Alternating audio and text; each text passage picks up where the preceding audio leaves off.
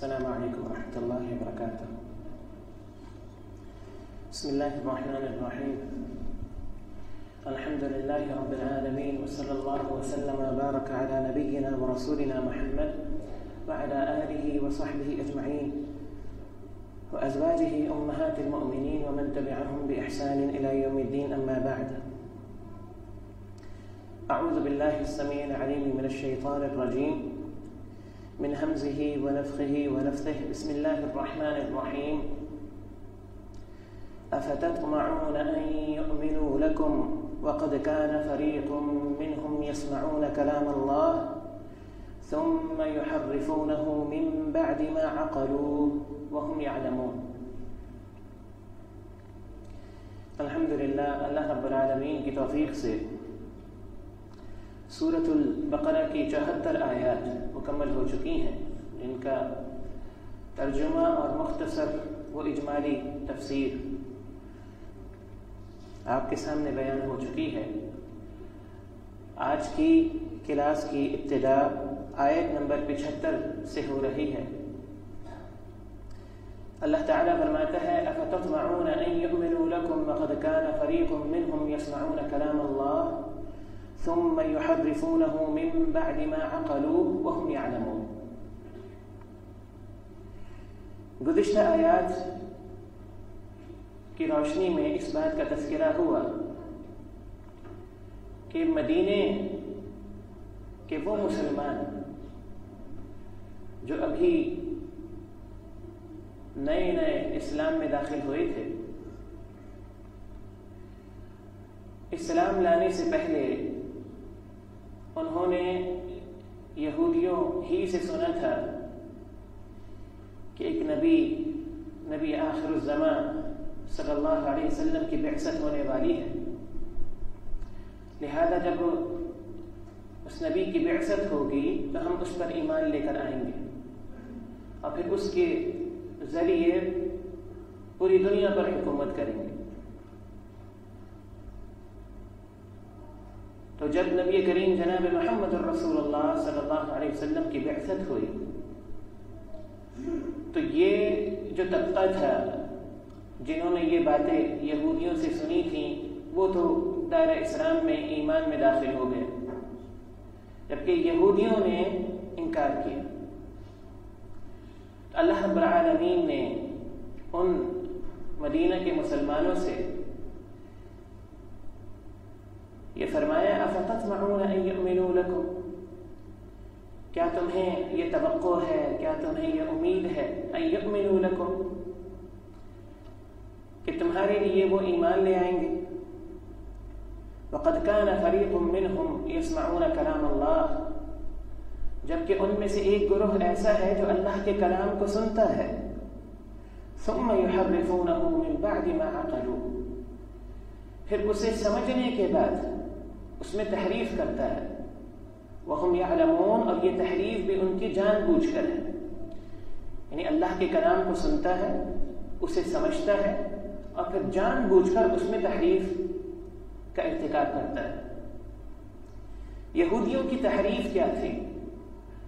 یہودیوں کی تحریف یہ تھی کہ ان کی کتاب تورات کے اندر نبی آخر الزمان جناب محمد الرسول اللہ صلی اللہ علیہ وسلم کا حلیہ مبارک بیان ہوا تھا، اور جب نبی کریم صلی اللہ علیہ وسلم کی بعثت ہوئی اور یہودیوں نے سرکشی اور بغاوت کرتے ہوئے حسد میں اللہ کے پیغمبر پر ایمان لانے سے انکار کیا، تو ان پر یہ سوال اٹھتا تھا کہ جی یہ تو وہی نبی ہیں کہ جن کا حلیہ تمہاری کتابوں میں بیان کیا گیا ہے، تورات کے اندر ذکر کیا گیا ہے، تو ان بدبختوں نے نبی آخر الزمان جناب محمد الرسول اللہ صلی اللہ علیہ وسلم کا حلیہ جو تورات میں ذکر کیا گیا تھا ان آیات میں تحریف کر دی، اور پھر یہ کہنے لگے کہ ہم اللہ کے پیغمبر پر اس طرح سے ایمان نہیں لاتے کہ جو حلیہ تورات میں ہم نبی آخر الزمان کا پاتے ہیں، اللہ کے پیغمبر کا حلیہ اس سے مختلف ہے۔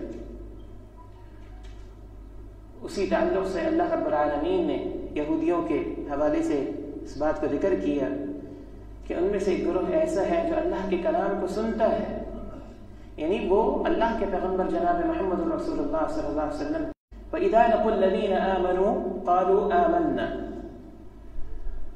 اسی طرح یہودیوں کے ایک اور طرز عمل کا ذکر کیا گیا کہ جب وہ اہل ایمان سے ملتے تو کہتے کہ ہم ایمان لے کر آئے.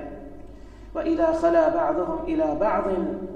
اور جب اہل ایمان سے الگ ہو کر آپس میں ایک دوسرے سے ملتے، علیحدہ ہوتے آپس میں ایک دوسرے کے ساتھ، قالوا تو کہتے أَتُحَدِّثُونَهُمْ بِمَا فَتَحَ اللَّهُ عَلَيْكُمْ. یعنی کیا تم انہیں بیان کرتے ہو، یعنی ان مسلمانوں کو جن سے تم ملتے ہو انہیں بیان کرتے ہو بما فتح اللہ علیکم، ہر اس راز کو جو اللہ نے تم پر کھول دیا ہے. یعنی یہودیوں میں سے کچھ لوگ ایسے تھے جو جب اہل ایمان سے ملتے تو ان سے یہ ذکر کرتے کہ جی نبی آخر الزمان جناب محمد رسول اللہ صلی اللہ علیہ وسلم کا تذکرہ ہم اپنی کتاب میں پاتے ہیں اور آپ کا حلیہ ہم اپنی کتاب میں پاتے ہیں. تو جب یہ طبقہ دوسرے یہودیوں سے ملتا تو دوسرے یہودی ان سے کہتے کہ تم ان کو وہ راز کی باتیں کیوں بتاتے ہو جو راز کی باتیں اللہ نے تمہیں بتائی ہیں. لِيُحَاجُّوكُمْ بِهِ عِنْدَ رَبِّكُمْ.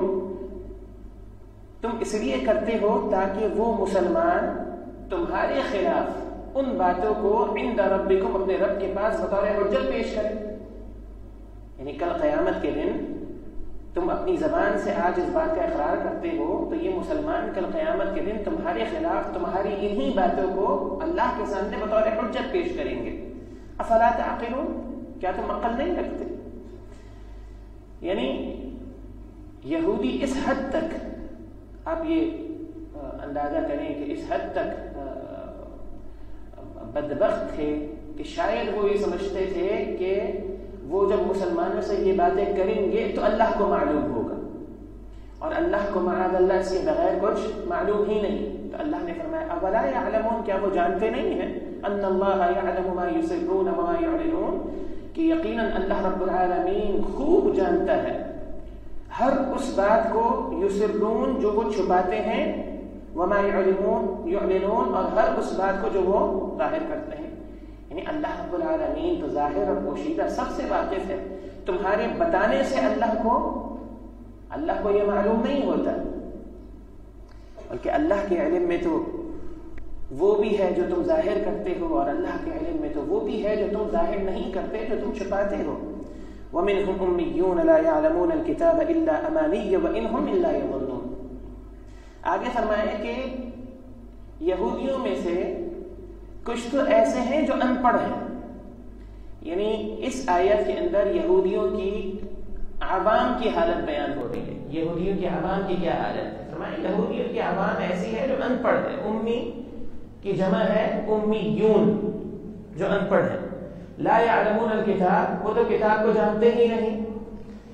الا امانیہ، بس کیا ہے؟ محض آرزویں ہیں، جھوٹی آرزویں، جھوٹی امیدیں لگائے بیٹھے ہیں. وَإِنْهُمْ إِلَّا يَظُنُّونَ، اور جب بھی وہ بات کرتے ہیں تو محض ظن و تخمین سے کرتے ہیں. یعنی آرزوؤں سے مراد کیا ہے؟ یہودیوں کی آرزویں اور جھوٹی توقعات یہ تھیں کہ چونکہ وہ انبیاء کی اولاد تھے، وہ کہتے تھے کہ ہم تو انبیاء کی اولاد ہیں، ہم تو اللہ کے بڑے چہیتے ہیں، ہم تو اللہ کے چہیتے ہیں. قرآن مجید نے ہی اس حوالے سے یہودیوں کا یہ قول ذکر کیا، کہتے تھے نحن ابناء اللہ واحباؤہ، ہم تو اللہ کے چہیتے، اللہ کے محبوب ہیں، ہم تو اللہ کے بیٹے ہیں. لن تمسنا النار، جس طرح کے آگے آئے گا، ہمیں ہرگز آگ نہیں چھوئے گی. تو اللہ رب العالمین نے فرمایا کہ ان کے پاس محض جھوٹی آرزوؤں کے کچھ نہیں ہے. اور جب بھی بات کرتے ہیں تو علم کی بنیاد پہ نہیں کرتے، ان پڑھ ہے، کتاب کو تو جانتے ہی نہیں ہیں، اور محض تخمینے لگاتے ہیں، محض گمان آرائیاں کرتے ہیں.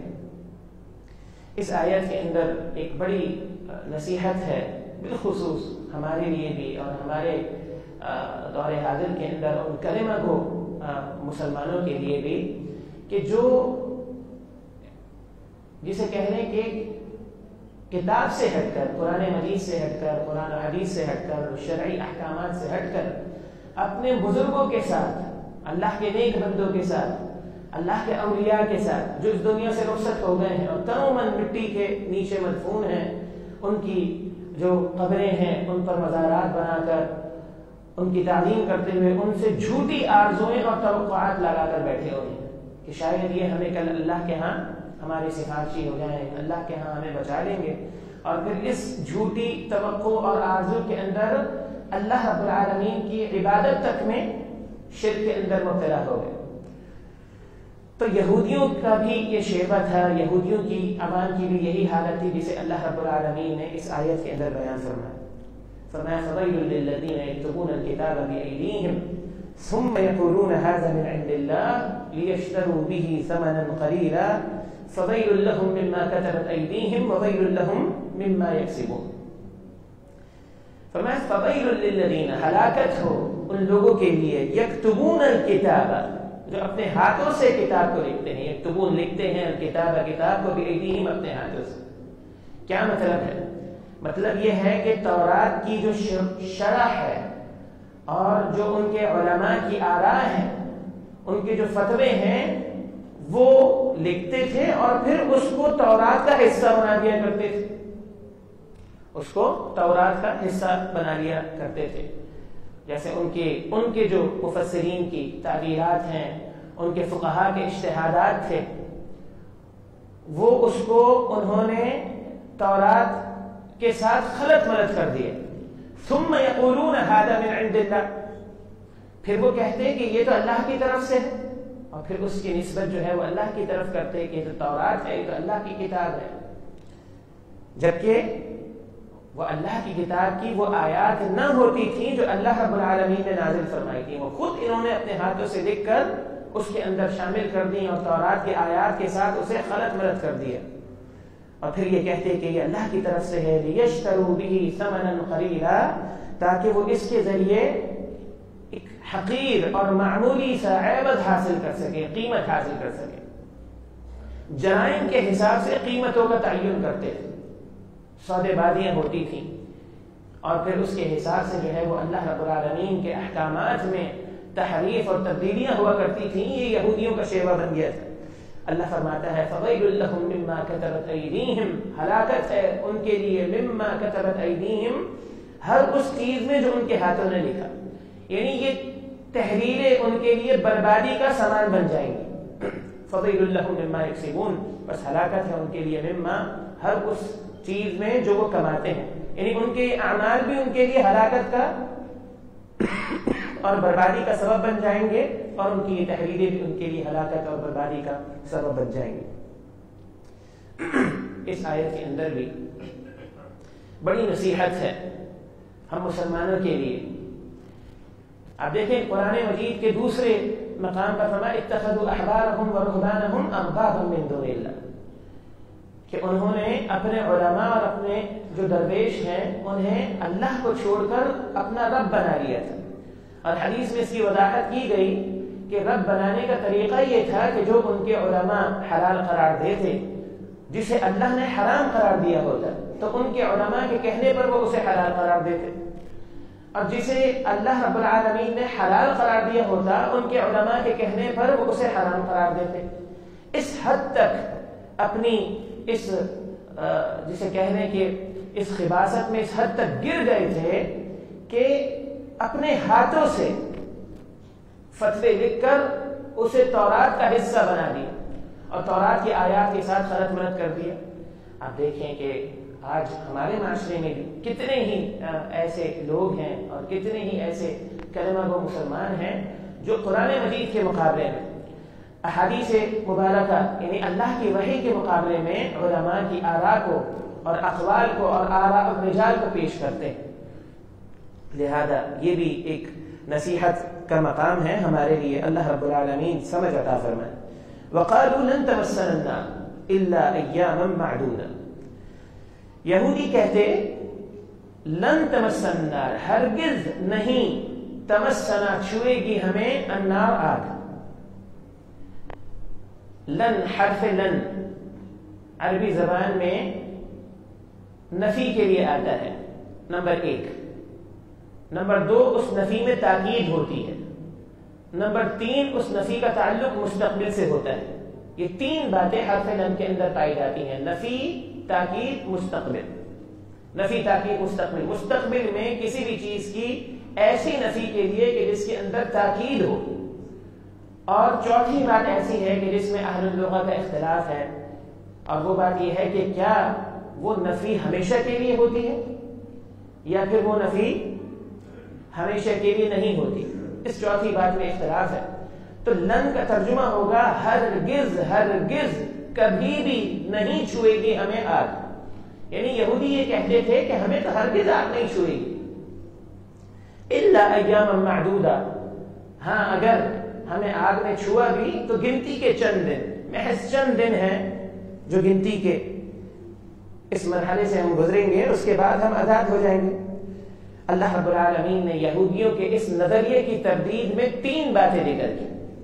پہلی بات فرمائیں، قل، اللہ کے پیغمبر ان سے پوچھیے صلی اللہ علیہ وسلم، اتخذتم عند اللہ عہدا فلن یخلف اللہ عہدا، کیا تم نے لے رکھا ہے اللہ رب العالمین سے ایک ایسا وعدہ، فلن یخلف اللہ عہدا، کہ جس وعدے کی اللہ ہرگز مخالفت نہیں کرے گا؟ یعنی کیا یہ وعدہ اللہ نے تم سے کیا ہے؟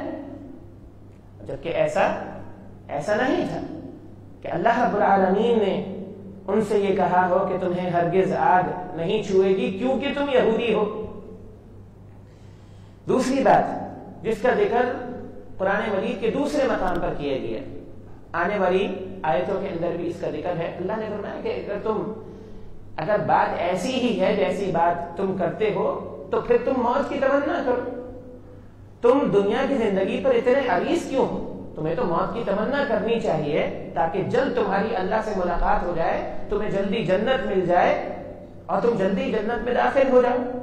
لیکن فرمایا کہ ہرگز تم موت کی تمنا نہیں کرو گے۔ تیسری بات ذکر کی گئی، ام یقولون علی اللہ ما لا تعلمون، یا پھر بات یہ ہے کہ وہ اللہ کے تعلق سے وہ بات کرتے ہیں جو وہ نہیں جانتے، یعنی یا تم اللہ پر وہ بات کرتے ہو جو تم جانتے نہیں ہو، یعنی بغیر علم کے اللہ پر بات کرتے ہو۔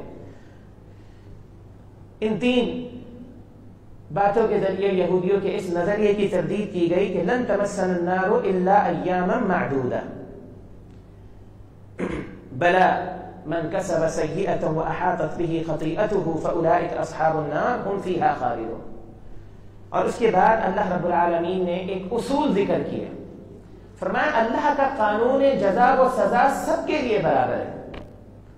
اللہ کا قانون جزا و سزا سب کے لیے برابر ہے، اس میں تو انبیاء کا رشتہ اور نسب بھی کام نہیں آتا۔ چاہے جائے کہ تم یہ کہو کہ تم اللہ کے نبیوں کی اولاد ہو اور اس زعم کے اوپر تمہیں یہ زعم ہو کہ تم اللہ کے چہیتے ہو، بلکہ فرمایا کہ بلا، بلکہ بات یہ ہے من کسب سیئۃ، جس نے بھی کوئی برا کام کیا، من کسب سیئۃ، جس نے کسی برائی کا ارتکاب کیا، برا کام کیا، واحاطت به خطیئته، اور اس کی برائی نے، اس کے گناہ نے اسے گھیر لیا، فاولئک اصحاب النار، یہی لوگ ہیں جو جہنمی ہیں، ہم فیہا خالدون، جس میں وہ ہمیشہ رہیں گے۔ اور اس کے مقابلے میں جنت کس کے لیے ہے، جنتی کون ہے، اس کا اصول بھی ذکر کر دیا۔ اور یہ قرآن مجید کا اسلوب ہے کہ جہاں بھی اللہ رب العالمین جہنم کا تذکرہ فرماتا ہے وہاں جنت کا ذکر فرماتا ہے، اور جہاں بھی اللہ رب العالمین اہل جہنم کا ذکر فرماتا ہے وہاں اہل جنت کا ذکر فرماتا ہے، اور اسی طرح اس کے برعکس بھی ہوتا ہے، یعنی جہاں جنت کا ذکر ہو وہاں جہنم کا، جہاں جنتیوں کا وہاں جہنمیوں کا ذکر ہو۔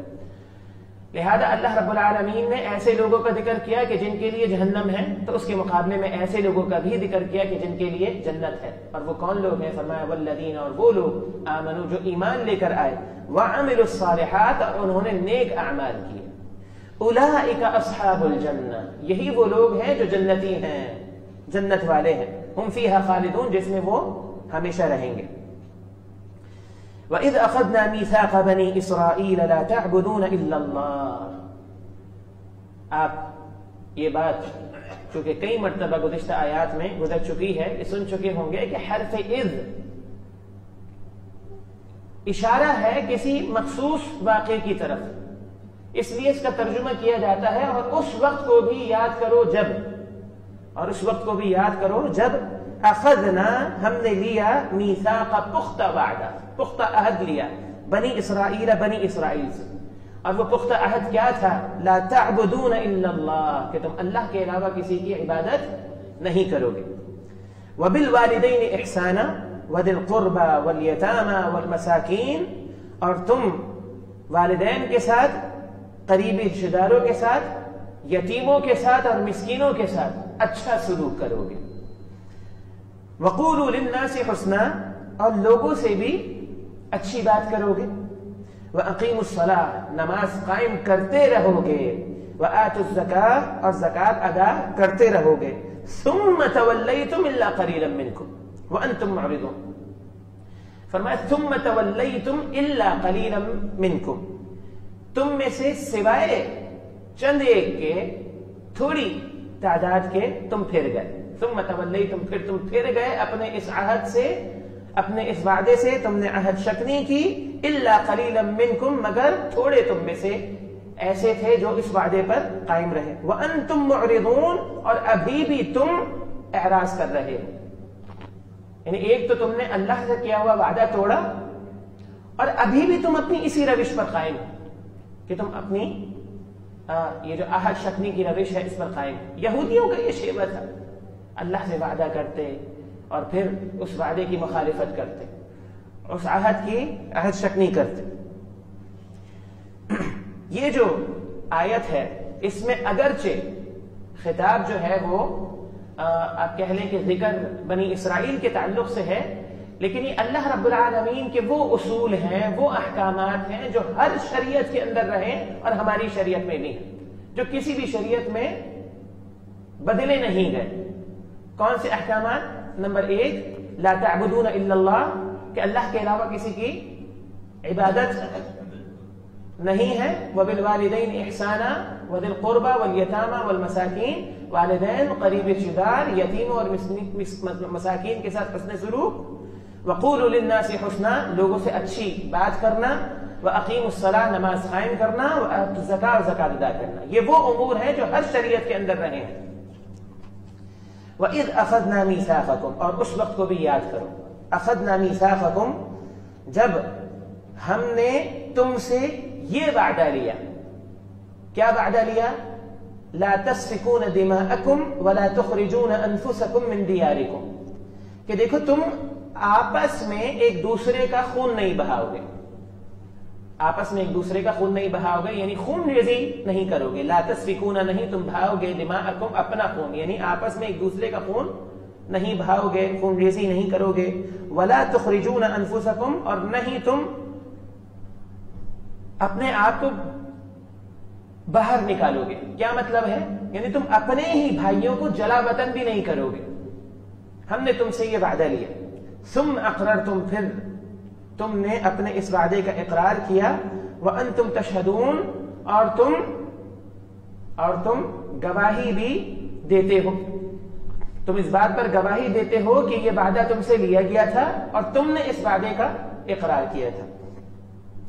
اصل میں بات اس حوالے سے، اس کے پیچھے ایک خلفیہ ہے آیت کے تعلق سے۔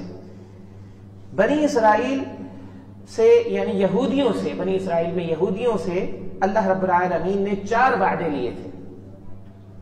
پہلا وعدہ یہ لیا تھا کہ دیکھو تم خون ریزی نہیں کرو گے۔ دوسرا وعدہ یہ لیا تھا کہ تم کسی کو جلا وطن نہیں کرو گے، باہر نہیں نکالو گے۔ تیسرا وعدہ یہ لیا تھا کہ تم ایک دوسرے کے تعلق سے ایک دوسرے کے خلاف چڑھائی نہیں کرو گے۔ اور چوتھا وعدہ یہ تھا کہ جب بھی موقع آیا تو تم قیدیوں کو فدیہ دے کر، فدیہ ادا کر کر انہیں چھڑاؤ گے۔ مدینے کے اندر معاملہ یہ تھا کہ یہودیوں کے 2 گروہ موجود تھے۔ بنو قریظہ بھی تھے، بنو نضیر بھی تھے. اور بنو قریظہ بنو نضیر یہ دو گروہ یہودیوں کے تھے، اور مدینہ کے مشرکین کے بھی دو گروہ تھے، ایک اوس اور دوسرا خزرج. بنو قریظہ اوس کے حلیف تھے اور بنو نضیر وہ خزرج کے حلیف تھے. حلیف کا مطلب یہ تھا ان کی یہ سیاست تھی کہ ان میں سے ایک گروہ یعنی بنو قریظہ مشرکین مدینہ کے ایک گروہ یعنی اوس کا حلیف بن جاتا تھا، اور دوسرا گروہ بنو نضیر مدینہ کے مشرکین کے دوسرے گروہ خزرج کا حلیف بن جاتا. اور پھر یہ کیا کرتے، یہ دونوں کو آپس میں لڑاتے، یہ دونوں کو آپس میں لڑاتے تھے. اور جب آپس میں لڑاتے تھے تو خود بھی اس لڑائی میں شریک ہوتے تھے، یعنی خود بھی اس لڑائی میں شریک ہوتے تھے، ایک دوسرے کا خون بہاتے تھے. یہ مراد ہے لا تسفکون دماءکم، کہ دیکھو اللہ نے تم سے یہ وعدہ لیا تھا تم ایک دوسرے کا خون نہیں بہاؤ. تو یہ اوس و خزرج کے حلیف بن کر نہ صرف یہ کہ انہیں آپس میں لڑاتے تھے بلکہ ایک دوسرے کا خون بھی بہاتے تھے، نمبر ایک.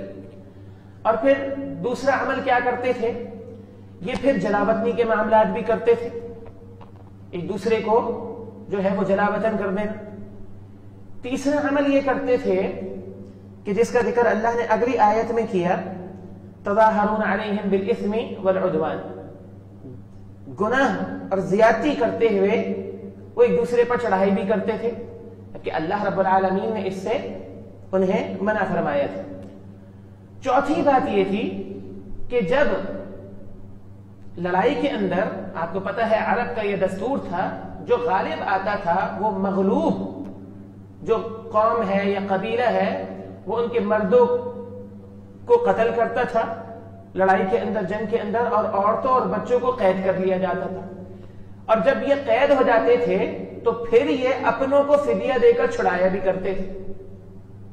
لہذا اللہ رب العالمین نے ان کے اس طرز عمل کا ذکر کیا. ثم انتم ہؤلاء، پھر تم ہی وہ لوگ، تقتلون انفسکم، تم ایک دوسرے کو قتل بھی کرتے ہو، وتخرجون فریقا منکم من دیارہم، تم میں سے ایک طبقہ ایک گروہ کو جلا وطن بھی کرتا تھا. تظاہرون علیہم بالاثم والعدوان، اور تم تظاہرون علیہم یعنی تم ان پر غالب آتے، تم ان پر چڑھائی کرتے گناہ اور سرکشی کے ذریعے. وَإِن يَأْتُوكُمْ أُسَارَىٰ، اور اگر آ جائے تمہارے پاس قیدی، تُفَادُوهُمْ، تو تم ان کا فدیہ بھی ادا کرتے. وَهُوَ مُحَرَّمٌ عَلَيْكُمْ إِخْرَاجُهُمْ، جبکہ بات یہ ہے کہ ان کا نکالنا ہی تم پر حرام تھا، یعنی ان کا تو نکالنا ہی تم پر حرام تھا. أَفَتُؤْمِنُونَ بِبَعْضِ الْكِتَابِ وَتَكْفُرُونَ بِبَعْضٍ، یہودی کیا کہتے، یہودی کہتے کہ ہم تو اللہ کے حکم پر عمل کر رہے ہیں. اللہ کے حکم پر کیسے عمل کر رہے ہیں کہ ہم تو فدیہ دے کر قیدیوں کو چھڑا رہے ہیں. تو اللہ رب العالمین نے اس بات کا تذکرہ کیا کہ دیکھو اللہ کے ایک حکم پر تو تم عمل کر رہے ہو، اور اس حکم کی وجہ بھی تم خود ہو.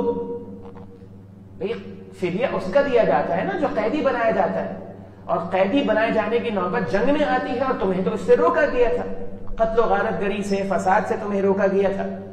ایک طرف تم جنگ بھی کرتے ہو اور دوسری طرف تمہاری ہی وجہ سے قیدی بنائے جاتے ہیں، اور تم کہتے ہو کہ ہم فدیہ دے کر اللہ کے حکم پر عمل کرتے ہیں. افتؤمنون ببعض الکتاب وتکفرون ببعض، تین باتوں کا انکار کرتے تھے، اللہ کی نافرمانی کرتے تھے، ایک بات پر عمل کرتے تھے. لہذا اللہ نے کیا فرمایا کہ بعض کتاب کے بعض حصے پر ایمان لاتے ہو اور کتاب کے بعض حصے کے ساتھ کفر کرتے ہوئے، یعنی بعض کا انکار کرتے ہو.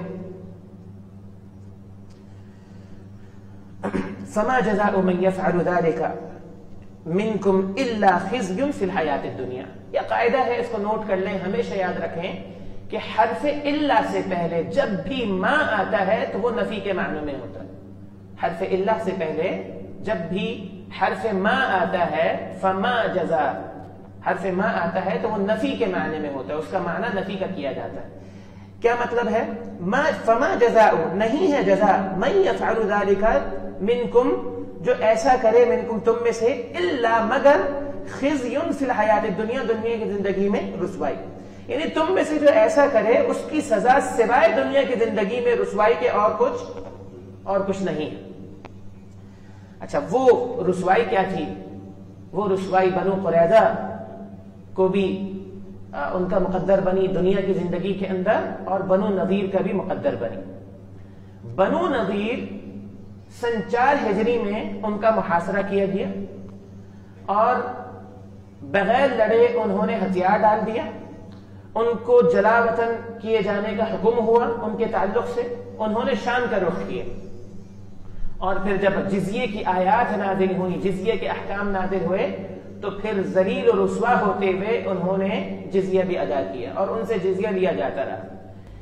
یعنی نتیجہ کیا ہوا؟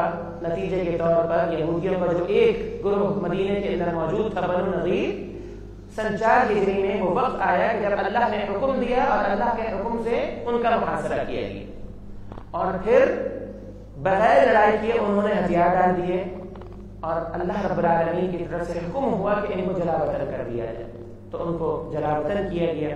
انہوں نے شام کا رخ کیا اور جزیے کے احکامات نازل ہونے کے بعد ان سے جزیہ بھی لیا جاتا رہا۔ تو یہ تو بنو نذیر کی رسوائی تھی جو دنیا میں ان کا مقدر بنی۔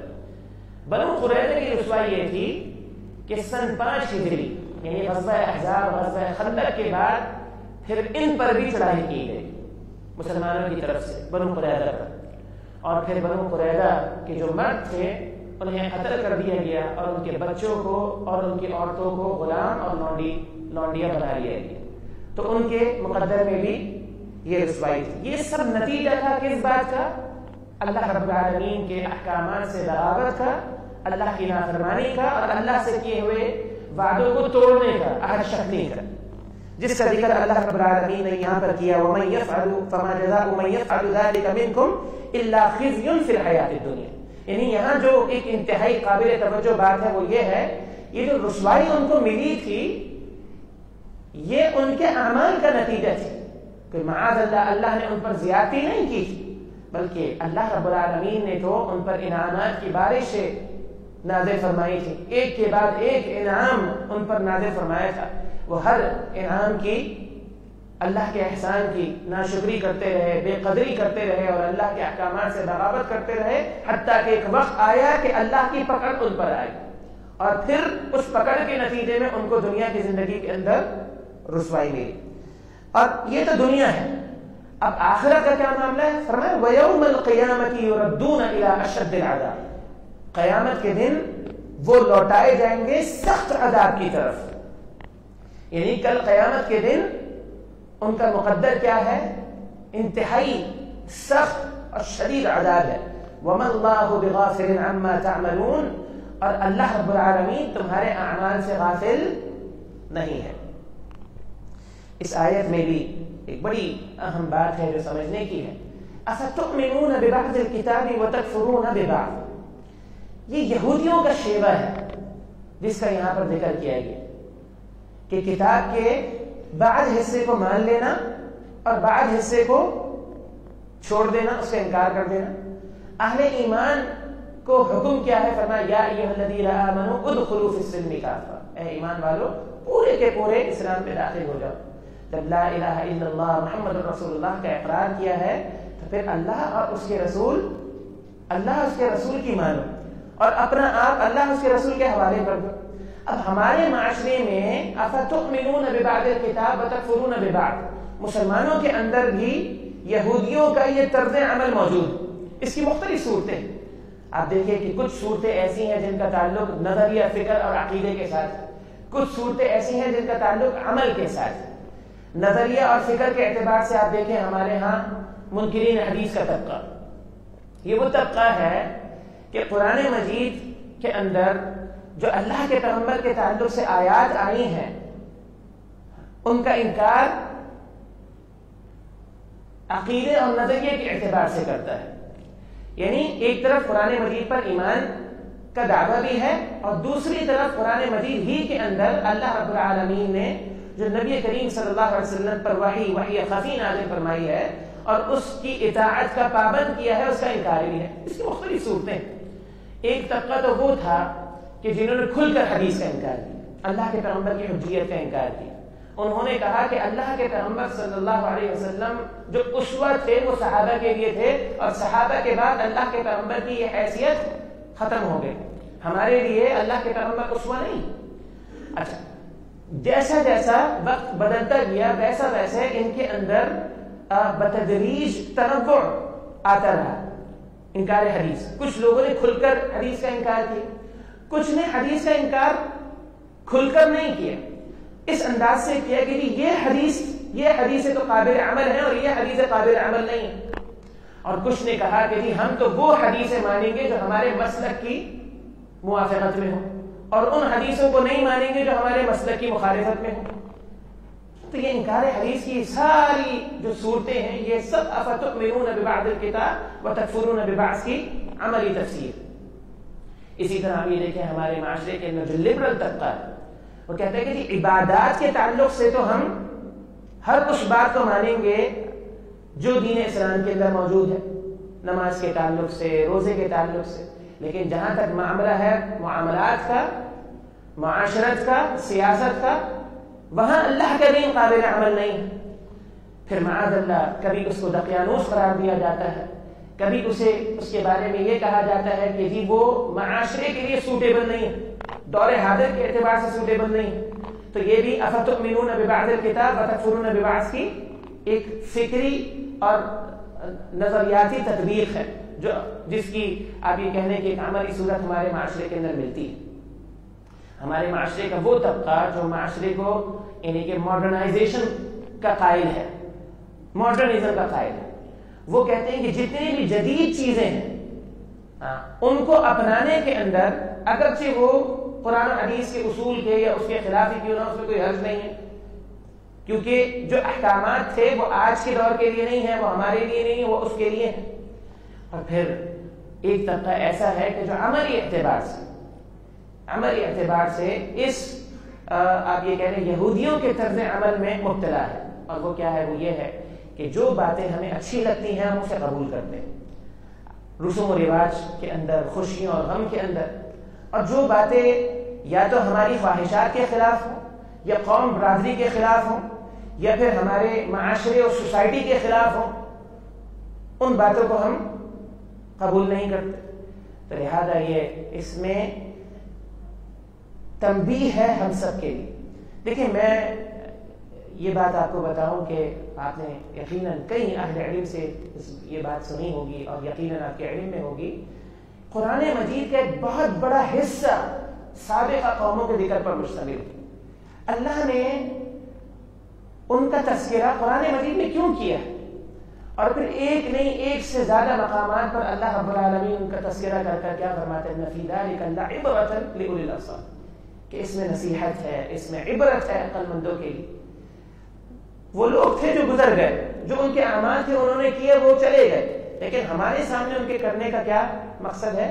تاکہ ہم جو غلطیاں انہوں نے کی ہیں وہ غلطیاں ہم نہ کریں، اور جن اعمال کے نتیجے میں اللہ رب العالمین نے ان پر عذاب نازل فرمائے ہیں ہم اس سے نصیحت حاصل کریں کہ اگر ہم نے بھی وہی طرز عمل وہی شیوہ اپنایا تو ہم بھی یہ نہیں کہہ سکتے کہ جس طرح یہودی کہتے تھے کہ ہم اللہ کے محبوب ہیں یا ہم انبیاء کی اولاد ہیں تو ہمارا یہ عذر قبول نہیں ہوگا کہ ہم نبی محمد صلی اللہ علیہ وسلم کے امتی ہیں، یا پھر ہم سب سے افضل امت ہیں یا ہم خیر الامہ ہیں. اس حوالے سے یہ باتیں ہیں جو ہمارے سمجھنے کی ہیں. اور اقوام عالم کا جو تذکرہ ہے یا سابقہ اقوام کا جو تذکرہ ہے ان میں خاص طور پر بنی اسرائیل کا تذکرہ آپ کو قرآن مجید میں سب سے زیادہ ملے. بنی اسرائیل کا تذکرہ ایک ایک بات اللہ نے کھول کر بیان کی. کیوں؟ کیونکہ نبی کریم صلی اللہ علیہ وسلم کا فرمان ہے لَتَتْبَعُنَّ سَنَنَ مَنْ كَانَ قَبْلَكُمْ، تم ضرور بضرور ان کے نقش قدم پر چلو، حتیٰ کہ اگر ان میں سے کوئی شخص ایک گو کے رب کے بل میں داخل ہوا ہوگا تو تم بھی داخل ہو. اگر ان کے لوگوں میں سے کسی نے اپنی ماں کے ساتھ علنیہ نکاح کیا ہوگا تو تمہارے اندر بھی ایسا شخص پیدا ہوگا جو یہ عمل کرے گا. جس طرح پاؤں کا ایک جوتا دوسرے جوتے کے بالکل مطابق ہوتا ہے، فرمائیں بالکل اس طرح تم ان کی پیروی کرو. اور آپ یہ دیکھیں کہ قرآن مجید کی جو سب سے پہلی سورت ہے جسے قرآن مجید کا خلاصہ قرار دیا جاتا ہے، اس سورت کے اندر ہی اللہ رب العالمین نے آپ یہ کہہ رہے اصولی اعتبار سے پورا منہج ذکر کر دی. پورا طرز زندگی، منشور، دستور حیات، اہدنا الصراط المستقیم صراط الذین انعمت علیہم غیر المغضوب علیہم ولا الضالین، کہ دیکھو ہدایت کی فکر کرتے رہنا اور سیدھے راستے کو تلاش کرتے رہنا، سیدھے راستے کو اختیار کرنا، اور پھر بتا دیا کہ سیدھا راستہ کن لوگوں کا ہے. اور اس مقام پر بھی یہ نصیحت کی گئی کہ دیکھو یہود و نصارہ کے نقش قدم پر مت چلنا، غیر المغضوب علیہم ولا الضالین، یہودیوں کے اور عیسائیوں کے طرز عمل کو نہ اپنانا. اللہ رب العالمین ہمیں سمجھنے کی توفیق عطا فرمائے. فرمایا اولئک الذین اشتروا الحیاۃ الدنیا بالآخرہ، یہی وہ لوگ ہیں جنہوں نے آخرت کے بدلے دنیا کی زندگی خرید لی. انہوں نے سودا کیا اور اس سودے میں آخرت کو بیچ دیا اور دنیا کو خرید لیا، آخرت کے بدلے میں دنیا کو اختیار کیا. فلا یخفف عنہم العذاب ولا هم ينصرون، فرمایا نہیں ان سے عذاب کو کم کیا جائے گا اور نہیں وہ مدد کیے جائیں گے. اس آیت میں ان لوگوں کے نظریے کی تردید ہوتی ہے جو یہ کہتے ہیں کہ کل قیامت کے دن جہنم کا جو عذاب ہے وہ کم کر دیا جائے گا، جہنم کا عذاب کم کر دیا جائے گا، حتیٰ کہ ایک وقت آئے گا کہ جہنمی اس عذاب کے عادی ہو جائیں گے اور پھر وہ عذاب ان پر اثر انداز نہیں ہوگا. یہ سارے نظریات میں آپ کو بتاؤں یہ کوئی غیر مسلموں میں نہیں ہے، یہ سب مسلمانوں کے اندر پائے جاتے ہیں. ایسا نظریہ بھی موجود ہے کہ ہر انسان نے جنت میں جانا ہے، ہر انسان نے جنت میں جانا ہے، بھلے وہ جہنم کا مرحلہ طے کر کر جائے یا جہنم کے مرحلے سے پہلے جنت میں جائے، لیکن ہر انسان نے جنت میں جانا ہے. لہذا یہ سارے جو نظریات ہیں وہ باطل نظریات ہیں. جہنم کا جو عذاب ہے وہ ہلکا نہیں کیا جائے گا. اللہ فرماتا ہے لا یخفف عنہم العذاب. اور پھر جہنمیوں کے دو طبقے ہیں یا دو قسمیں ہیں. ایک وہ طبقہ ہے کہ جن کو عذاب دیا جائے گا پاک کرنے کے لیے، ان کو جہنم میں ڈالا جائے گا تاکہ وہ پاک اور صاف ہو جائیں، اور پھر ان کو جہنم سے نکالا جائے گا اور جنت کے اندر داخل کیا جائے گا. وہ اہل ایمان کا طبقہ ہے. اس کے بارے میں حدیث میں آتا ہے کہ جس کے دل میں ذرہ رائے کے برابر بھی خالص ایمان ہوگا تو اللہ اس کو جہنم سے ضرور نکالے گا اور جنت میں وہ ضرور داخل ہوگا. لیکن اہل ایمان کے علاوہ جس کو بھی جہنم میں ڈالا جائے گا، وہ کافر ہو، مشرک ہو یا منافق ہو، تو اسے پاک کرنے کے لیے جہنم میں نہیں ڈالا جائے گا بلکہ اسے رسوا کرنے کے لیے جہنم میں ڈالا جائے گا. آپ یہ دیکھیں کہ آیت کے اندر ہے یردون الی اشد العذاب، اور آنے والی آیات کے اندر آپ دیکھیں گے کہ کہیں عذاب علیم کا ذکر ہے، کہیں عذاب مہین کا ذکر ہے. قرآن مجید میں کہیں پر بھی اللہ رب العالمین نے اہل ایمان کے لیے عذاب مہین اور عذاب علیم نہیں فرمایا، کسی کے لیے نہیں. جہاں بھی تذکرہ ہے عذاب علیم کا، عذاب مہین کا، وہاں پر مراد کون ہے؟ وہاں پر مراد کفار ہے، کیونکہ جہنم میں ان کو ڈالے جانے کا مقصد کیا ہے؟ ان کو رسوا کرنا، ان کے اس زعم کو ختم کرنا کہ جس انا کی خاطر، جس ضد کی خاطر انہوں نے دنیا کے اندر جو ہے وہ آخرت کے مقابلے میں دنیا کو اختیار کیا اور اللہ کا یا اللہ کے رسول کا یا اللہ کی کتاب کا، آخرت کے دن کا انکار کیا، تو کل قیامت کے دن ان کو اس کا نتیجہ بھگتنا پڑے. اللہ رب العالمین ہمیں اپنی حفظ و امان عطا فرمائے. وَلَقَدْ آتَيْنَا مُوسَى الْكِتَابَ وَقَفَّيْنَا مِن بَعْدِهِ بِالرُّسُلِ. آگے اللہ فرماتا ہے اور البتہ تحقیق یعنی یقیناً آتینا موسیٰ الکتاب، ہم نے موسیٰ علیہ السلام کو کتاب عطا فرمائی. کتاب سے یہاں کیا مراد ہے؟ جی کتاب سے کیا مراد ہے؟ تورات. کتاب سے یہاں مراد ہے تورات عطا فرمائی. وَقَفَّيْنَا مِن بَعْدِهِ بِالرُّسُلِ. اور اللہ فرماتا ہے قفینا کا مطلب ہے پے در پے، ایک کے بعد ایک، اور ہم نے ایک کے بعد ایک من بعدہ بالرسل، موسیٰ علیہ السلام کے بعد ایک کے بعد ایک پے در پہ رسولوں کا سلسلہ جاری رکھا، رسول بھیجے.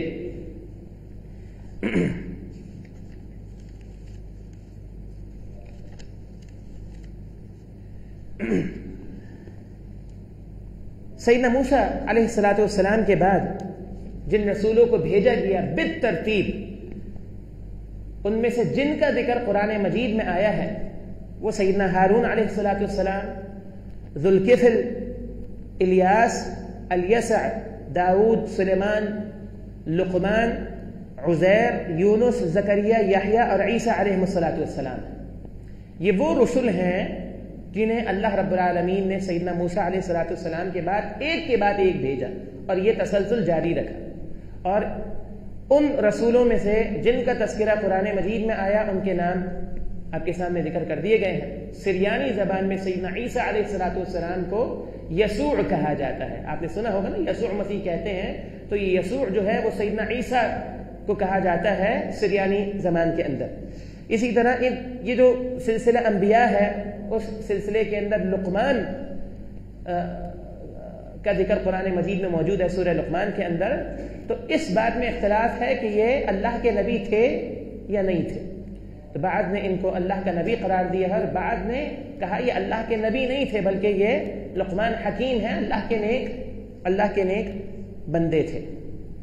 تو اللہ فرماتا ہے کہ ہم نے موسیٰ علیہ السلام کو کتاب عطا فرمائی، اور ہم نے سیدنا موسیٰ علیہ السلام کے بعد ایک پے در پہ رسولوں کو مبعوث فرمایا۔ وَآتَيْنَا عِيسَى ابْنَ مَرْيَمَ الْبَيِّنَاتِ، اور ہم نے عیسیٰ ابن مریم علیہ السلام کو البینات، واضح معجزات عطا فرمائے۔ البینات کا معنی ہے واضح کھلے معجزات۔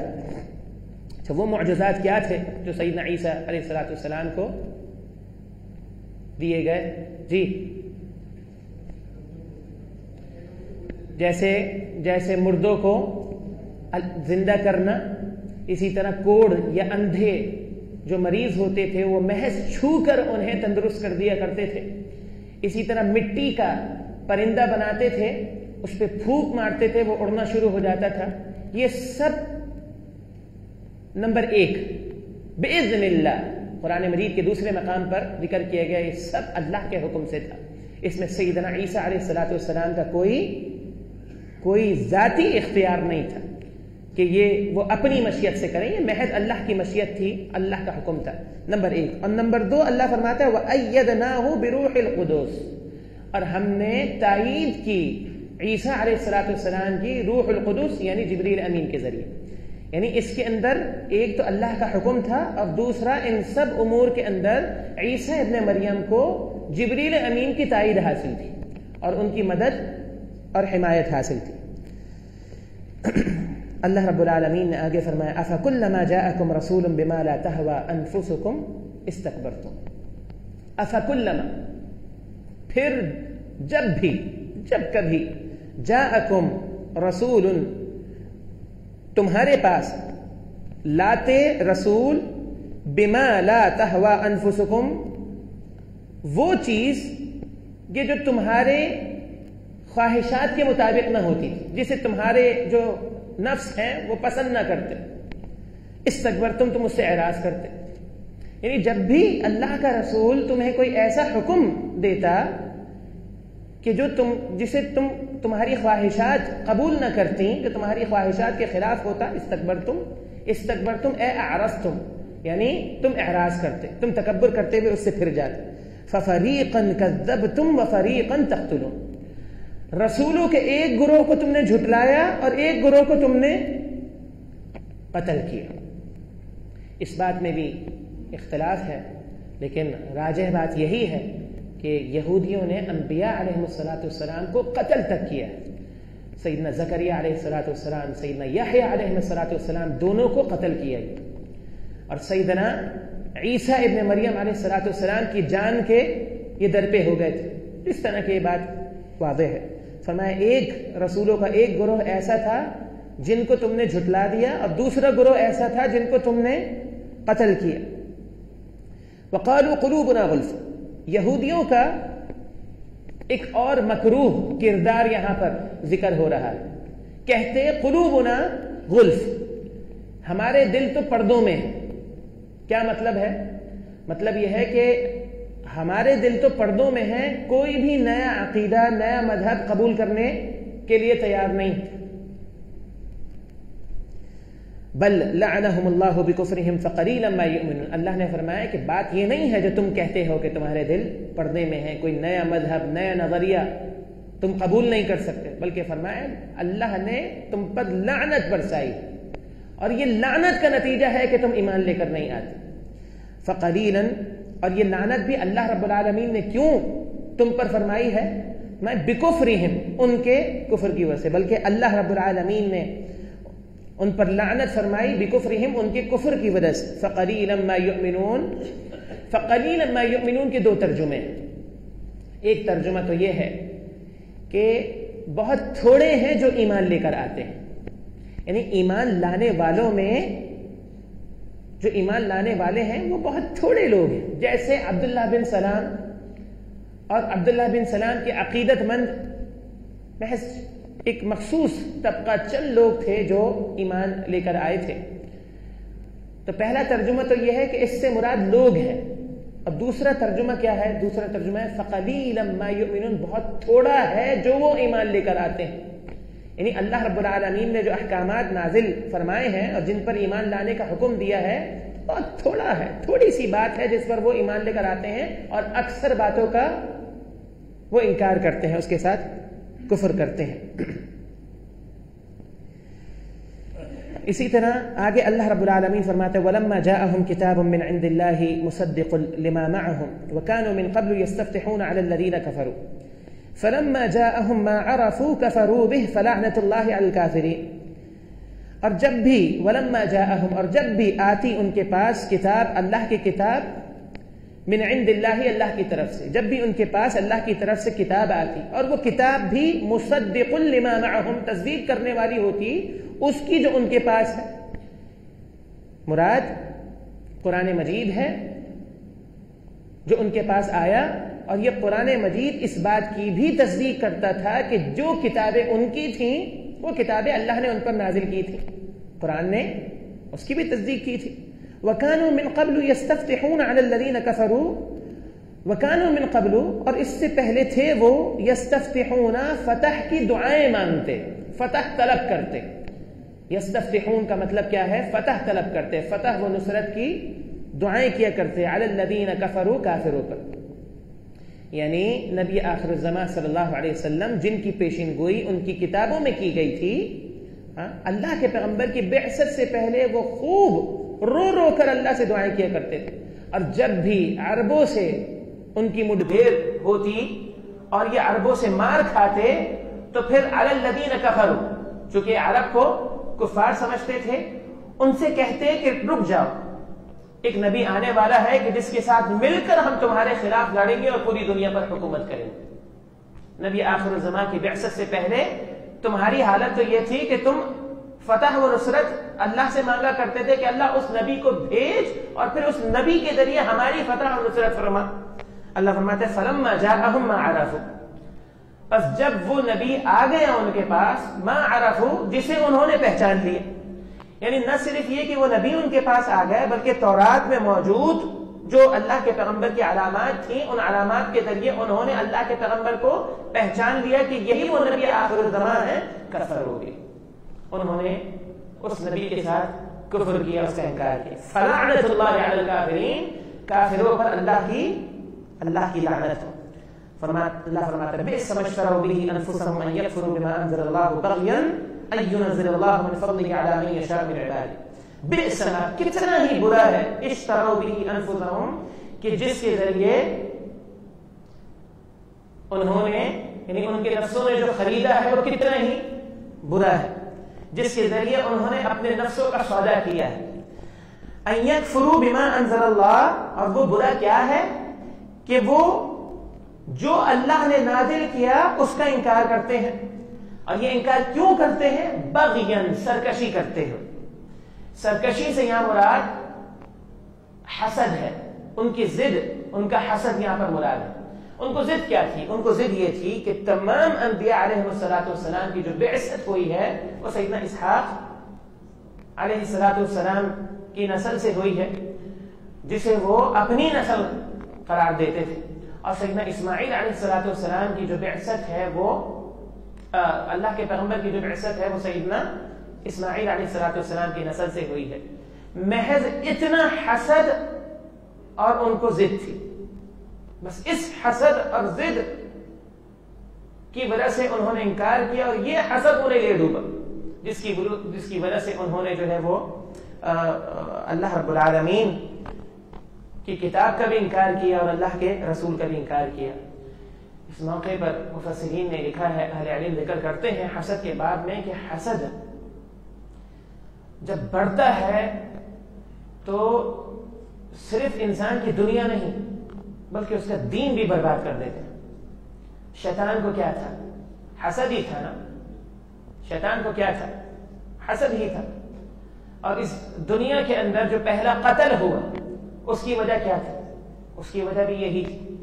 یعنی اتنا ایک بڑا ایک واقعہ ہے جو رونما ہوا، اور اتنا بڑا ریئیکشن ہے جو آیا یہودیوں کی طرف سے، جس نبی کے وہ منتظر تھے، جس کی خوشخبریاں وہ لوگوں کو دیتے تھے، محض اس وجہ سے اس نبی کا انکار کر بیٹھے کہ اس نبی کی بعثت ان کی قوم میں سے نہیں ہے، اہل مکہ میں سے ہے اور اسماعیل علیہ السلام کی اولاد میں سے۔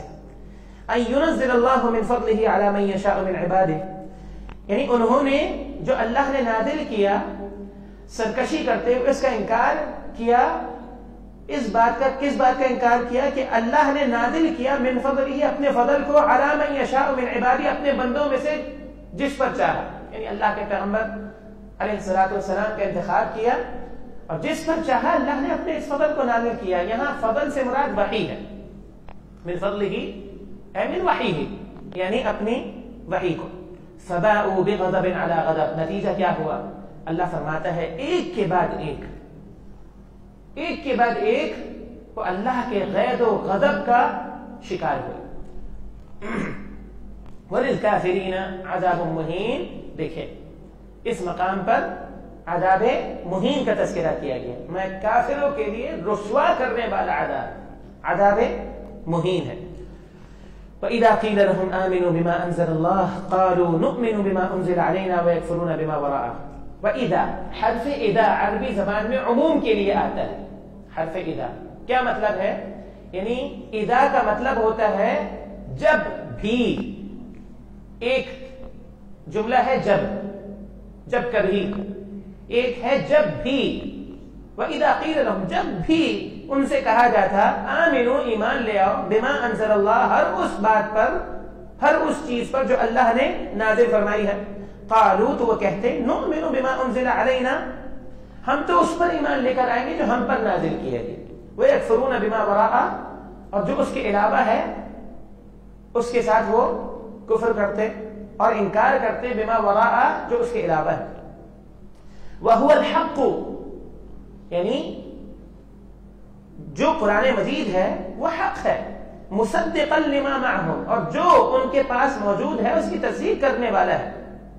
قل، اللہ کے پیغمبر کہہ دیجئے، فلم تقتلون انبیاء اللہ من قبل ان کنتم مؤمنین، یعنی یہاں پر جب یہودیوں نے اللہ کی نازل شدہ کتاب پر ایمان لانے سے اور نبی کریم صلی اللہ علیہ وسلم پر ایمان لانے سے انکار کیا، دلیل یہ پیش کی کہ ہم تو اس پر ایمان لے کر آئیں گے جو ہم پر نازل کیا گیا، تو اللہ رب العالمین نے ان کی بات کے مقابلے میں ایک بات ذکر فرمائی، فَلِمَ تَقْتُلُونَ أَنْبِيَاءَ اللَّهِ، یہ انبیاء تو تمہارے ہی تھے نا، تم میں مبعوث کیے گئے تھے نا، یہ تو تم ہی میں سے تھے نا، ان کا ذکر تو تمہاری ہی کتابوں میں موجود تھا۔ فَلِمَ تَقْتُلُونَ أَنْبِيَاءَ اللَّهِ، تم کہتے ہو تم اللہ کی اس کتاب پر ایمان لائے جو تم پر نازل کی گئی ہیں، اور پھر اسی کتاب میں جن انبیاء کا ذکر تھا تم نے ان کو قتل کر دی۔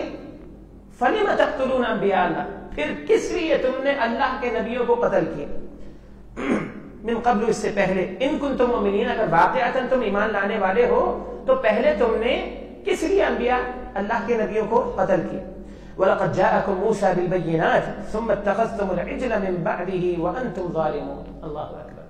فرمایا کہ جو تمہارے پیغمبر ہیں جن کو تم خود تسلیم کرتے ہو کہ وہ تمہارے پیغمبر ہیں جن پر تم ایمان لے کر آئے ہو، وَلَقَدْ جَاءَكُمْ مُوسَى بِالْبَيِّنَاتِ، تو موسیٰ علیہ السلام تو یقیناً تمہارے پاس واضح معجزات لے کر آئے تھے نا۔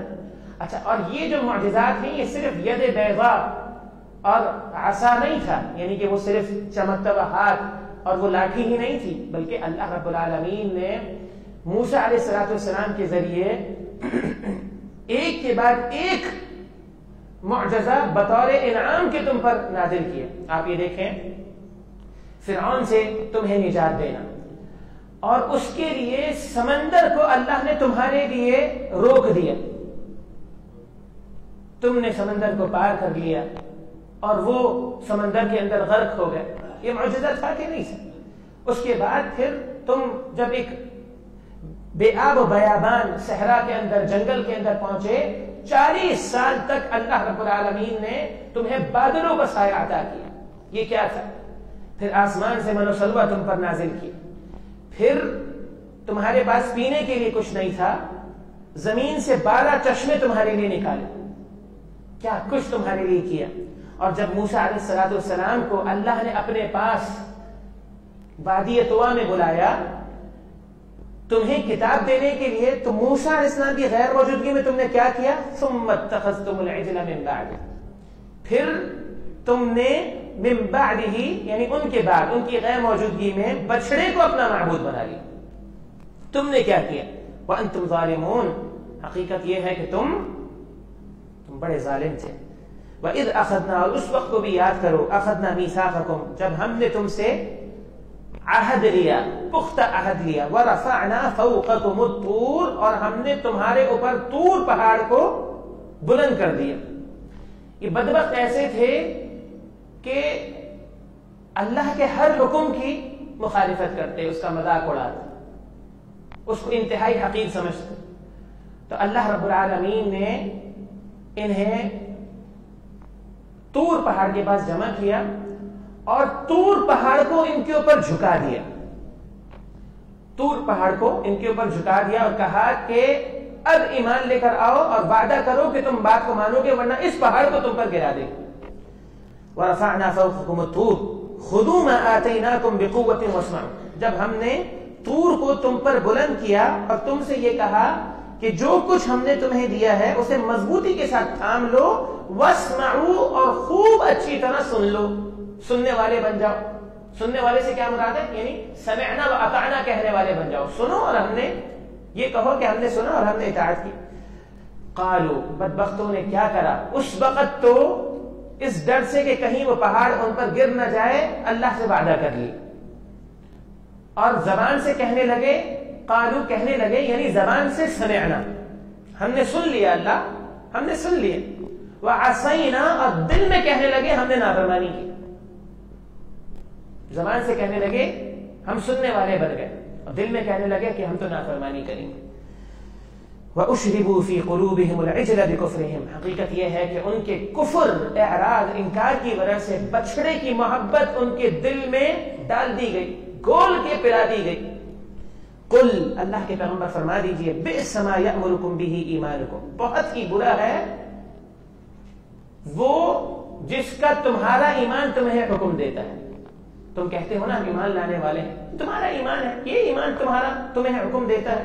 بہت ہی برا ہے جو تمہارا ایمان تمہیں حکم دیتا ہے. ان کنتم مؤمنین، اگر تم ایمان لانے والے ہو. قل ان كانت لكم الدار الآخرة عند الله خالصة من دون الناس، یہاں یہودیوں کے ایک اور زعم کا اور ایک اور دعوے کا جواب دیا گیا، اس کی تردید کی گئی. یہودی کہتے تھے کہ جنت تو ہے ہی ہمارے لیے. آپ نے گزشتہ آیات میں پڑھا، ایک طرف وہ کہتے تھے کہ جہنم کی آگ ہمیں نہیں چھوئے گی، دوسری طرف کیا کہتے تھے کہ جنت پہ صرف ہم جائیں گے، جنت ہے ہی ہمارے لیے. تو اللہ رب العالمین نے فرمایا پیغمبر ان سے کہیے، ان كانت لكم الدار الآخرة عند الله خالصة من دون الناس، ان كانت لكم الدار الآخرة، اگر تمہارے ہی لیے آخرت کا گھر ہے، عند اللہ، اللہ کے پاس، خالصة من دون الناس، جو تمام لوگوں کے علاوہ خالص تمہارے لیے ہے، فتمنوا الموت، تو پھر اس گھر میں داخلے کے لیے دیر کس بات کی؟ تو موت کی تمنا کرو، موت کی تمنا کرو، موت کو قبول کرو اور فوراً اس گھر میں داخل ہو جاؤ. ان کنتم صادقین، اگر تم اپنے اس دعوے میں سچے ہو کہ اللہ نے ہمارے لیے جنت بنائی ہے اور جنت ہے ہی ہمارے لیے. اللہ نے کیا فرمایا؟ وَلَن يَتَمَنَّوْهُ، ہرگز انہیں پائیں گے. احرص الناس علی حیاۃ، تمام لوگوں میں دنیا کی زندگی پر سب سے زیادہ حریص یہ لوگ، یہ یہودی. وَمِنَ الَّذِينَ أَشْرَكُوا، اور ان لوگوں سے بھی زیادہ حریص ہیں جنہوں نے شرک کیا. اچھا یہاں وَمِنَ الَّذِينَ أَشْرَكُوا مشرکوں کا ذکر کیوں کیا گیا؟ ذرا نوٹ کیجئے گا، کیونکہ مشرک جو تھے وہ آخرت کے منکر تھے، وہ عذاب و ثواب کا عقیدہ نہیں رکھتے تھے، اور جنت اور جہنم کو نہیں مانتے تھے. لیکن یہودی آخرت پر ایمان بھی رکھتے تھے، عذاب و ثواب کا عقیدہ بھی رکھتے تھے، اور جنت و جہنم کو بھی مانتے تھے. فرمائیں کہ جو آخرت کی زندگی کو مانتا نہیں ہے، تم تو دنیا کی زندگی پر اس سے بھی زیادہ حریص. تم تو مانتے ہو نا آخرت کی زندگی ہے، لیکن دنیا کی زندگی پر تم ان سے زیادہ حریص ہو جو دنیا کو ہی سب کچھ سمجھتے ہیں. اس کے باوجود وہ دنیا کے لیے اتنے حریص نہیں ہے جتنے تم حریص. اور یہاں علی حیا کا لفظ ذکر کیا گیا، گویا کہ یہ بتانے کے لیے کہ یہودی زندگی ہی دنیا کی سمجھتے تھے. یعنی فکری اور نظریاتی طور پر تو آخرت کی زندگی کو مانتے تھے، لیکن ان کا عمل یہ تھا گویا کہ زندگی ہے ہی دنیا کی، گویا کہ زندگی ہے ہی دنیا کی. اللہ فرماتا ہے یود احدہم لو یعمر الف سنہ، یود چاہتا ہے احدہم ان میں سے ہر ایک، ان یعمروا کہ اسے عمر دی جائے، لو یعمروا اگر اسے عمر دی جائے، الف سنہ 1000 سال، کاش کہ اسے 1000 سال کی عمر دے دی جائے. یعنی ان میں سے ہر ایک کی خواہش ہے کہ وہ 1000 سال جیے. وما هو بمزحزحه من العذاب ان يعمر، اللہ فرماتا ہے اگر یہ عمر اسے دے بھی دی جائے تو یہ عمر اسے بچانے والی نہیں ہے اللہ کے عذاب سے. 1000 سال کی عمر بھی اللہ کے عذاب سے بچانے والی نہیں ہے. واللہ بصیر بما یعملون، اور اللہ رب العالمین جو کچھ تم عمل کرتے ہو اسے دیکھنے والا ہے. اگلی آیت کے اندر اللہ رب العالمین فرماتا ہے قل اے پیغمبر کہہ دیجئے من کان عدوا لجبریل فإنه نزله على قلبك بإذن الله مصدقا لما بين يديه وهدى وبشرى للمؤمنين. جو شخص بھی جبریل علیہ السلام کا دشمن ہے، فإنه بس بے شک یہی جبریل ہے، نزله جنہوں نے اس قرآن مجید کو علی قلبک آپ کے دل پر نازل فرمایا ہے، یعنی آپ کے دل پر لے کر اترے ہیں اللہ کی طرف سے، بإذن اللہ اللہ کے حکم سے، مصدقا لما بین یدیہ تصدیق کرنے والے اس کی، یعنی جو اللہ نے نازل فرمایا ہے وہ بھی اللہ کے پیغمبر بھی تصدیق کرنے والے ان ساری کتابوں کی جو ان سے پہلے تھی، ان سب کی جو ان سے پہلے تھے. وَهُدًى وَبُشْرَى لِلْمُؤْمِنِينَ، اور اس کتاب کے اندر ہدایت بھی ہے، خوشخبری بھی ہے اہل ایمان کے لیے. من کان عدوا للہ وملائکتہ، جو شخص بھی اللہ کا دشمن ہو، اللہ کے فرشتوں کا دشمن ہو، اللہ کے رسولوں کا دشمن ہو، جبریل اور میکال یا میکائیل دونوں طرح سے ذکر کیا گیا اس کو، میکال یا میکائیل، جبریل و میکال کا علیہ السلام کا دشمن ہو، فإن اللہ عدو للکافرین، بس یقیناً ایسے کافروں کا اللہ دشمن. اصل میں یہودیوں کو جبریل علیہ السلام سے آپ یہ کہہ لیں کہ العیاذ باللہ بڑی ہی نفرت تھی. اور اس کی وجہ کیا تھی؟ اس کی وجہ یہ تھی کہ وہ یہ سمجھتے تھے کہ جب بھی اللہ کا عذاب آتا ہے وہ عذاب جبریل ہم پر لے کر آتے ہیں. اور دوسرا وہ یہ سمجھتے تھے کہ جبریل دوسری قوموں کو ہم پر غالب کر دیتے ہیں، تو لہذا انہیں جبریل علیہ السلام سے بڑی نفرت تھی. صحیح بخاری کی روایت ہے کہ اللہ کے پیغمبر علیہ السلام کی جب بعثت ہوئی اور اس بعثت کی خبر عبداللہ بن سلام تک پہنچی، عبداللہ بن سلام اپنے باغ کے اندر میوے چن رہے تھے، تو جیسے ہی یہ خبر انہیں ملی وہ فوراً اللہ کے پیغمبر علیہ السلام کے پاس آئے اور اللہ کے پیغمبر سے فرمایا، اللہ کے پیغمبر سے میں آپ سے 3 سوال کرتا ہوں، ان 3 سوالات کے جوابات محض پیغمبر ہی دے سکتے ہیں. اور جب وہ 3 سوالات انہوں نے کیے تو اللہ کے پیغمبر نے فرمایا کہ ان تینوں سوالات کے جوابات ابھی جبریل نے مجھے بتائے. عبداللہ بن سلام نے یہ بات سنی تو کہنے لگے جبریل؟ اللہ کے پیغمبر نے فرمایا ہاں جبریل. کہنے لگے یہ تو وہی ہے اللہ کے فرشتوں میں سے، یہ وہ فرشتہ ہے جو یہودیوں کا دشمن ہے. تو اللہ رب العالمین نے یہ آیت نازل فرمائی، اللہ کے پیغمبر علیہ السلام نے یہ آیت تلاوت فرمائے قل من كان عدوا لجبريل فإنه نزله على قلبك بإذن الله إلى آخر الآية۔ آگے اللہ رب العالمین فرماتا ہے وَلَقَدْ أَنزَلْنَا إِلَيْكَ آيَاتٍ بَيِّنَاتٍ، اور یقیناً البتہ تحقیق ہم نے آپ کی طرف واضح آیات نازل فرمائی ہیں۔ وَمَا يَكْفُرُ بِهَا إِلَّا الْفَاسِقُونَ، یہاں دیکھیں پھر وہی بات ہے، حرف اللہ سے پہلے ما آیا ہے جو نفی کے معنی میں ہے۔ اچھا یہ جو اسلوب ہے اسلوب حصر قرار دیا جاتا ہے، جب کسی بات کو اس کی نفی کو محصور کرنا مقصود ہو کہ بات ایسی ہی ہے تو اس کے لیے یہ اسلوب استعمال ہوتا ہے، یعنی نہیں کفر کرتے، یعنی ان آیات کے ساتھ یا ان آیات کا انکار نہیں کرتے الا الفاسقون، مگر فاسق ہی، یعنی وہ فاسق ہی ہوگا جو اللہ کی آیات کا انکار کرے گا۔ اور اس آیت سے یہ مسئلہ ثابت ہوتا ہے کہ کافر دنیا کے اندر کتنا ہی اچھا کیوں نہ ہو اور کتنے ہی اچھے کام کیوں نہ کر لے، اور دنیا اور اہل دنیا کی نظر میں اس کا کتنا ہی اسٹیٹس ہو، کتنا ہی مقام و مرتبہ ہو، اللہ کے ہاں وہ فاسق ہے، اللہ کے ہاں وہ فاسق ہے، کیونکہ وہ اللہ کی آیات کا منکر ہے۔ اور قرآن مجید میں اسلوب حصر کے ساتھ کہا گیا کہ اللہ کی آیات کا انکار کرنے والا ہی، یعنی فاسق ہی اللہ کی آیات کا انکار کرے گا۔ آگے اللہ نے فرمایا أَوَكُلَّمَا عَاهَدُوا عَهْدًا نَبَذَهُ فَرِيقٌ مِّنْهُمْ بَلْ أَكْثَرُهُمْ لَا يُؤْمِنُونَ۔ یہ اگلی آخری دو آیات ہیں جو آج کی کلاس میں پڑھ کر ہم آج کی کلاس کو مکمل کرتے ہیں۔ اللہ فرماتا ہے أَوَكُلَّمَا، یا پھر جب کبھی عَاهَدُوا عَهْدًا، انہوں نے جب بھی کوئی وعدہ کیا، نَبَذَهُ فَرِيقٌ مِّنْهُمْ، تو ان میں سے ایک گروہ ایسا تھا جنہوں نے اسے پس پشت ڈال دیا، بل اکثرهم لا یؤمنون، بلکہ ایک گروہ نہیں، ان میں سے اکثریت لا یؤمنون، ایمان لانے والی نہیں تھی۔ ولما جاءهم رسول من عند الله مصدق لما معهم نبذ فريق من الذين اوتوا الكتاب كتاب الله وراء ظهورهم كأنهم لا يعلمون۔ میں جب بھی ان کے پاس اللہ کی طرف سے رسول جب آ چکا، رسول اللہ کی طرف سے ان کے پاس مصدق جو تصدیق کرنے والے تھے، لما معهم، اس کی جو ان کے پاس تھا، نبذ فریق من الذین اوتوا الکتاب کتاب اللہ وراء ظہورهم، نبذ فریق من الذین اوتوا الکتاب، اوتوا الکتاب یعنی جنہیں کتاب دی گئی، ان میں سے ایک گروہ نے کتاب اللہ کی کتاب کو پس پش ڈال دیا، وراء ظہورهم، اپنے پیٹھ پیچھے پھینک دیا، کأنہم لا یعلمون، گویا کہ وہ اسے جانتے ہی نہیں۔ کیا مطلب ہے کأنہم لا یعلمون؟ گویا کہ وہ اسے جانتے ہی نہیں، یعنی ایک آپ دیکھیں پچھلی آیت میں کیا ذکر کیا گیا، پہلے گزشتہ آیات میں ذکر کیا گیا وہ جانتے ہیں، اور ادھر کیا فرمایا کہ گویا کہ وہ جانتے ہی نہیں۔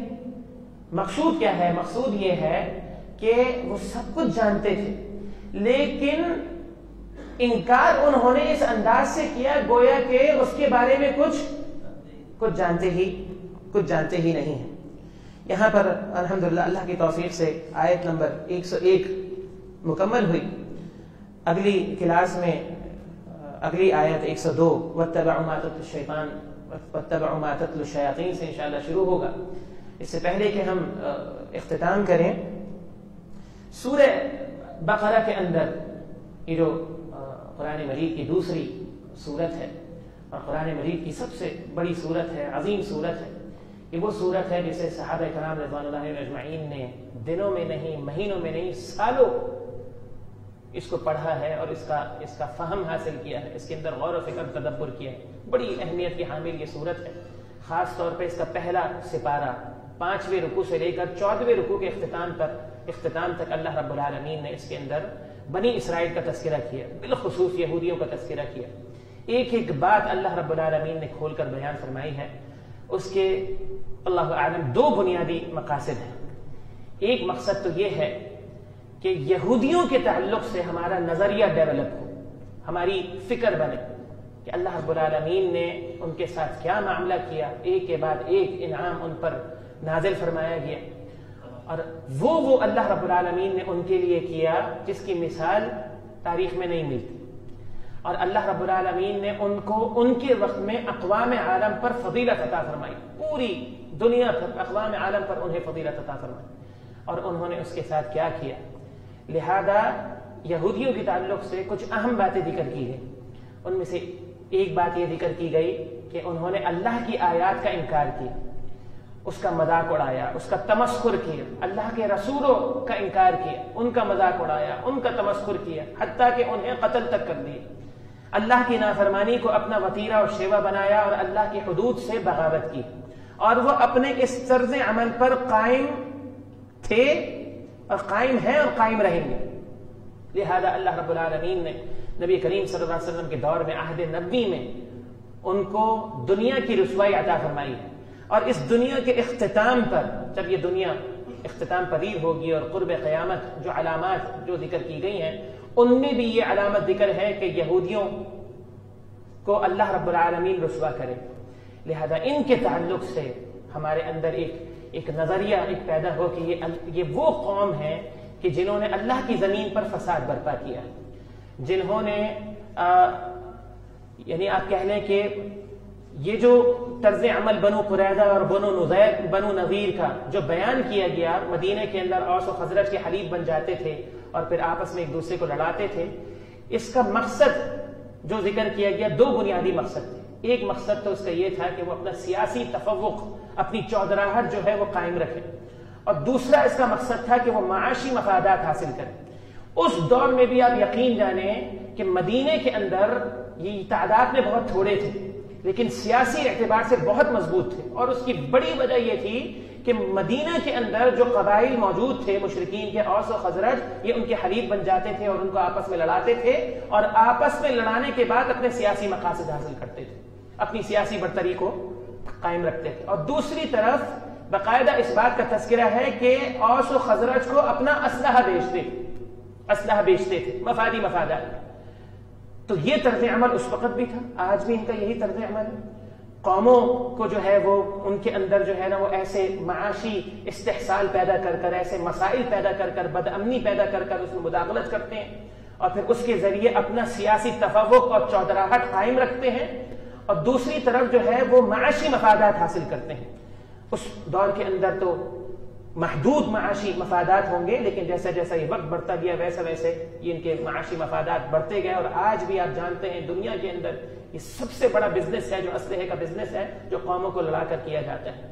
اس تعلق سے ایک بات تو یہ ہے، اور دوسری بات یہ ہے کہ یہ سب یہاں پر ذکر اس وجہ سے کیا گیا ہے تاکہ ہم نصیحت حاصل کریں. شیخ الاسلام امام ابن تیمیہ رحمہ اللہ فرماتے ہیں دین اسلام نام ہی یہود و نصارہ کی مخالفت کا. اللہ کے پیغمبر علیہ الصلوۃ والسلام نے ان کی ان معاملات میں مخالفت کی ہے جن معاملات میں مخالفت کی کوئی ظاہری، یعنی کہہ لیں کہ ایک بظاہراً اس کے پیچھے اگرچہ حکمتیں ہیں لیکن ظاہری توجیہ نہیں. آپ مدینے کے اندر آئے، آپ نے دیکھا کہ یہودی روزہ رکھ رہے ہیں، تو آپ نے کیا فرمایا؟ عاشورہ کا روزہ. آپ نے فرمایا کہ وہ 9 کا روزہ رکھتے ہیں، ہم ان کی مخالفت کریں گے، وہ 10 کا روزہ رکھتے ہیں، اور ہم ان کی مخالفت کریں گے 10 کے ساتھ ساتھ 9 کا بھی روزہ رکھیں گے، تاکہ اس عمل میں بھی ہم ان کے مشابہ نہ ہوں. کیوں؟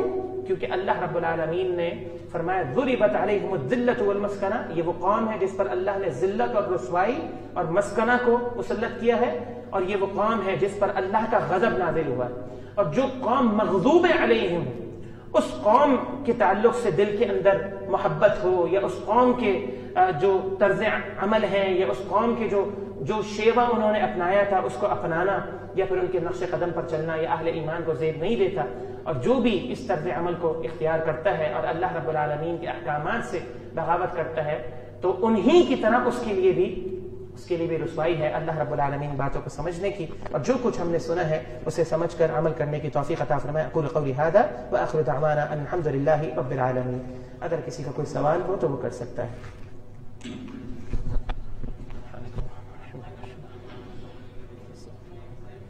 جی دیکھیں تھوڑا سا فرق ہے دونوں کے